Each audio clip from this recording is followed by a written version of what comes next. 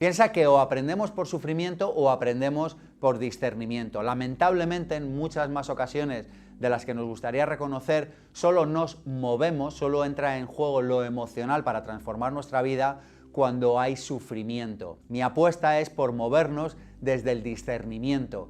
A veces necesitamos un despertador y a veces ese despertador es el dolor, pero ojalá pudiéramos despertar y entrar en movimiento antes de sufrir. ¿Y qué nos puede generar más emoción que tener claridad de hacia dónde vamos? ¿Hay algo que genere más movimiento, más emoción en nuestra vida?